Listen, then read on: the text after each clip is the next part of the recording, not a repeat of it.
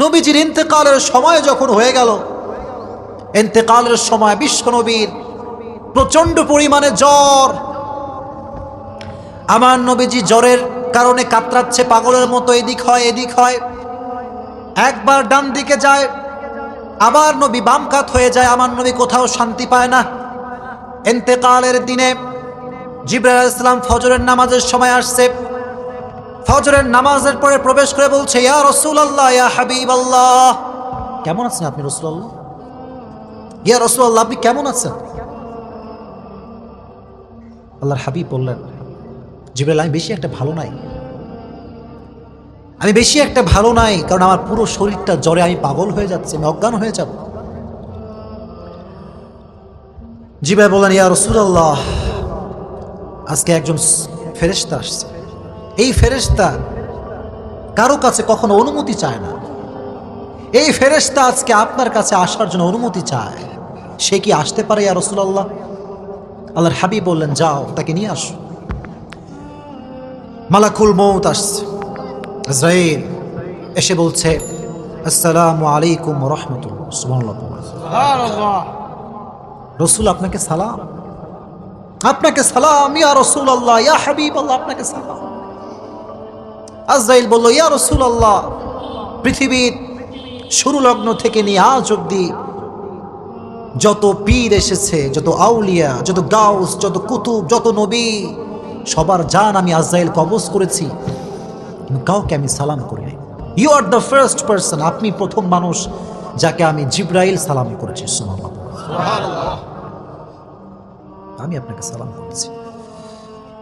আল্লাহর হাবিব বললেন, বলো কি করতে চাও বলো। মালাকুল মউত বললেন, ইয়া রাসূলুল্লাহ, আল্লাহ আপনার দিদারের জন্য অপেক্ষা করছে। সুবহানাল্লাহ। মালাকুল মউত বললেন, ইয়া রাসূলুল্লাহ, তবে একটা কথা আপনাকে আমি অবগত করতে চাই। আল্লাহ তাআলা আমাকে বলে পাঠিয়েছেন, এই মালাকুল মউত, আজকে তুই যার জান কবজ করবি উনি কিন্তু সাধারণ কোনো মানুষ নয়। এই মালাকুল মউত, স্টপ, শুনে যা, আমি যা বলি শুনে যা। আমার আল্লাহ আমাকে বলে দিয়েছে, আমার রসুল যদি থাকতে চায় রেখে দিবি, আসতে চাইলে নিয়ে আসবি। সুবহানাল্লাহ পড়েন। আমার নবীজির ইন্তেকালের সময় বিশ্বনবীর জামাতারা কাঁদছেন, বিশ্বনবীর সব স্ত্রীরা পাগলের মতো কান্না করছেন, নবীজির মেয়েরাও কান্না করছেন। সবচাইতে বেশি যেই মেয়ে কান্না করছেন তার নাম হচ্ছে ফাতেমা রাদিয়াল্লাহু তাআলা আনহা। মেয়ে, নবীজির কলিজার টুকরা মেয়ে ফাতেমা রাদিয়াল্লাহু তাআলা আনহা পাগলের মতো কাঁদছে, আব্বা আর থাকবে না, আব্বার সময় শেষ হয়ে গেছে। ফাতেমা চোখের পানি ছেড়ে ছেড়ে কাঁদছে। আল্লাহর হাবিব বললেন, ফাতেমা তুমি আমার কাছে শোনো, ও আমার মেয়ে, তোমার কান্না করার কোনো কারণ নাই, তুমি আমার কাছে চলে আসো। ফাতেমা রাদিয়াল্লাহু তাআলা আনহা যখন বাবার কাছে আসলেন, বিশ্বনবী বললেন, ও ফাতেমা, তোমার কানটা আমার মুখের কাছে নিয়ে আসো। ফাতেমা ফাতেমা রাদিয়াল্লাহু তাআলা আনহা নিজের কানটা বিশ্বনবীর মুখের কাছে নিয়ে আসলেন। আমার নবী কি যেন বললেন, আস্তে আস্তে কি যেন বললেন। ফাতেমা পাগলের মতো কাঁদছিল। ফাতেমা চুপ হয়ে গেল। হঠাৎ করে ফাতেমা সাইলেন্ট, একদম চুপ। আম্মা জান আয়েশা রাদিয়াল্লাহু তাআলা আনহা দূর থেকে এটা দেখছেন যে বাবা মেয়ের মধ্যে কথা হচ্ছে। বাবা মেয়েকে কি যেন বললো, আর মেয়ে চুপ হয়ে গেল। ফাতেমা চুপ হয়ে গেছে, আর কোনো কান্না নাই। আয়েশা রাদিয়াল্লাহু তাআলা আনহা ডাকলেন, এই ফাতেমা শোনো, তোমার বাবা তোমার কানে কানে কি বলেছে আমাকে কিছু বলো, কি বলেছে বলো। ফাতেমা রাদিয়াল্লাহু তাআলা আনহা বললেন, আমার বাবা আমার কানে কানে এই কথা বলেছে। ফাতেমা তুমি কেঁদো না, কারণ আমি বাবা হিসেবে আমার মেয়ের চোখের পানি সহ্য করতে পারি না। তুমি কেঁদো না ফাতেমা, টেনশন করো না, আমি মৃত্যুর পরে, আমার মৃত্যুর পরে সর্বপ্রথম সাক্ষাৎ ফাতেমা আমার তোমার সঙ্গী হবে। সুবহানাল্লাহ। ফাতেমা রাদিয়াল্লাহু তাআলা আনহা টের পেয়ে গিয়েছেন যে আমার বাবার পরে সবচাইতে সবার পূর্বে যার ইন্তেকাল হবে সেই হচ্ছে আমি ফাতেমা রাদিয়াল্লাহু তাআলা আনহা। কম সুবহানাল্লাহ। ফাতেমা চুপ হয়ে গিয়েছে। আজরাইল যখন বলছে, ইয়া রাসূলুল্লাহ, জান কবজ করার সময় হয়ে গেছে, কি করবেন করেন।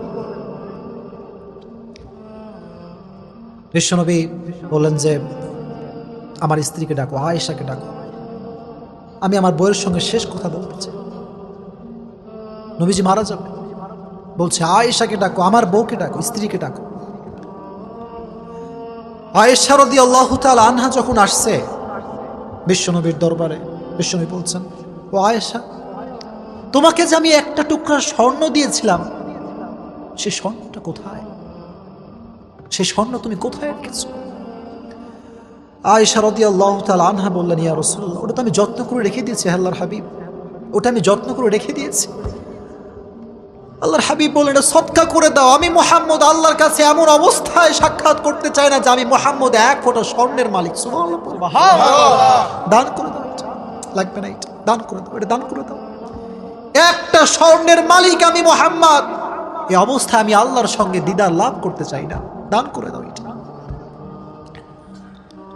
ওমর ফারুক রাদিয়াল্লাহু তাআলা আনহু একবার বিশ্বনবীর ঘরে আসলেন, এসে দেখলেন দো জাহানের সর্দার, দো জাহানের বাদশাহ, দুনিয়ার বাদশাহ, আখিরাতের বাদশাহ ঘরের ভিতরে শুয়ে আছে। বিশ্বনবীর ঘরটা কেমন আমি একটু বলে দেই, আপনারা শোনেন। ধৈর্য কারে বলে একটু শোনেন, তাকওয়া কারে বলে একটু শোনেন, and try to feel this matter and try to think about on this matter. একটু ভাবেন না। ওমর এসে অবাক হয়ে গেল, আল্লাহর হাবিব শুয়ে আছেন, কোনো খাট নাই, কোনো কম্বল টম্বল কিচ্ছু নাই, রসুলের ঘর, পুরো ঘরটা ফাঁকা। রসুলের ঘরে একটা মাত্র চাটাই আছে, চাটাই। নবীজি চাটাইয়ের উপরে শুয়েছে, তো পিঠ সব দাগ হয়ে গিয়েছে, পুরোটাই পিঠ দাগ আর দাগ। আমার নবীজি পান করবে, কোনো সুন্দর জগ নাই, গ্লাস নাই, একটা গ্লাস, সামান্য একটা পানির পেয়ালা ঘরের এক কোনায় পড়ে আছে, উল্টে পড়ে আছে।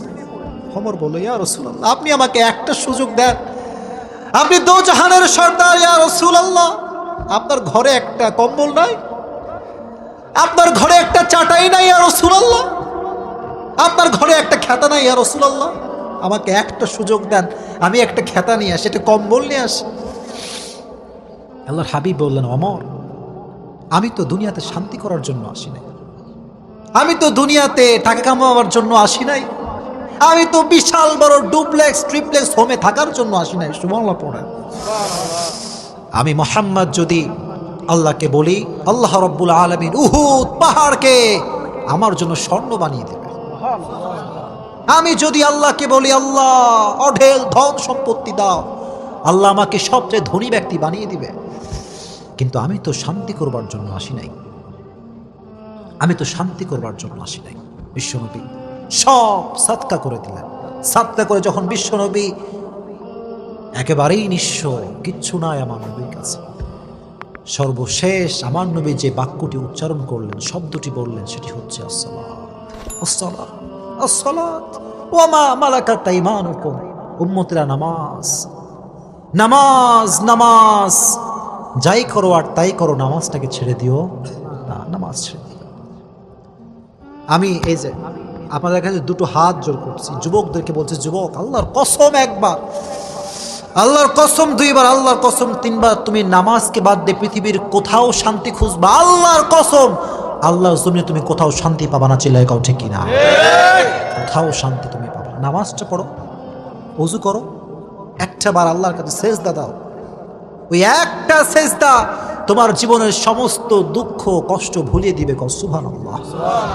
ফাসজুদ ওয়াক্তারিব, prostrate and get closer to your Lord. সেজদায় নত হয়ে যান, সবচেয়ে নিকটে যাবেন একজনের কাছে, তিনি কে? আজরাইল বলল, ইয়া রাসূলুল্লাহ, এবার কি হবে ইয়া রাসূলুল্লাহ? আল্লাহর হাবিব বললেন, এবার আমি তোমাকে অনুমতি দিচ্ছি, তুমি আমার রূহটাকে কবজ করে নাও, রূহটাকে কবজ করে নাও। আল্লাহর হাবিব সর্বশেষ সময়ে পরিবারের কথা বলতে পারতেন, হাসান হোসেনের কথা বলতে পারতেন।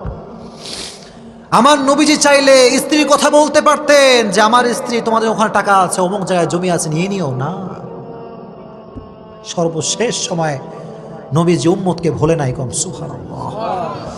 আর আজকে সেই নবীর উম্মত হয়ে আমরা এক ওয়াক্ত নামাজ পড়তে চাই না, চিল্লায় কম ঠিক না? আজকে ওই নবীর উম্মত হয়ে যুবক একটা মেয়ের জন্য দায় থেকে দৈনন্দিন 3 বার শেভ করে, চিল্লায় কম ঠিক না? যুবক, আমি তো তোমাকে অলওয়েজ মোটিভেট করি, যদি তোমাকে কোনো মেয়ে দাড়ি রেখে পছন্দ করতে না চায় যুবক, আল্লাহর কসম ওই মেয়ে তোমার বউ হওয়ার যোগ্যতা রাখে না। যদি তোমাকে কোনো মেয়ে 5 ওয়াক্ত নামাজ রেখে পছন্দ করতে না চায়, আল্লাহর কসম ওই মেয়ে তোমার বাড়ির সদস্য হওয়ার যোগ্যতা রাখে না। জীবন থাক আর না থাক, দাড়ি আজ থেকে রাখবা তো ইনশাআল্লাহ? ইনশাআল্লাহ। সব যুবকরা হাত তোলো, raise your hand, fast, very fast, raise your hand. বলো হুজুর। আওয়াজ নাই, জোরে কও হুজুর। আজ থেকে 5 ওয়াক্ত নামাজ বা জামাত আদায় করব ইনশাআল্লাহ। আজ থেকে আমি আমার দাড়ি রাখবো, জোরে কও ইনশাআল্লাহ। আচ্ছা কও তো, এই যে আমি দাড়ি রাখছি, আমার কি খ্যাত লাগে? খ্যাত লাগে? আমার কি আনস্মার্ট লাগে নাকি স্মার্ট লাগে?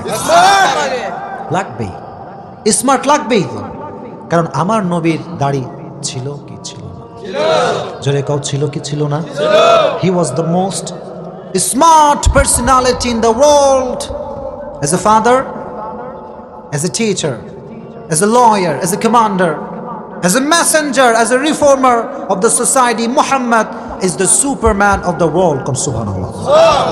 বাবা হিসেবে, নেতা হিসেবে, সমাজ সংস্কারক হিসেবে আমার নবীকে গোটা বিশ্বের জন্য সুপারম্যান করে পাঠিয়েছে একজন, তিনি কে? ধৈর্য ধারণ করে দাঁড়িয়ে রাখবা। কে কি বললো, you don't care about anyone's comment. কথা কও ঠিক কিনা?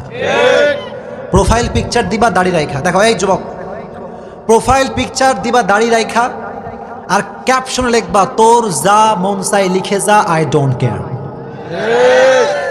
পারবা ইনশাআল্লাহ? প্রোফাইল পিকচার শাহরুখ খানের ছবি দিও না।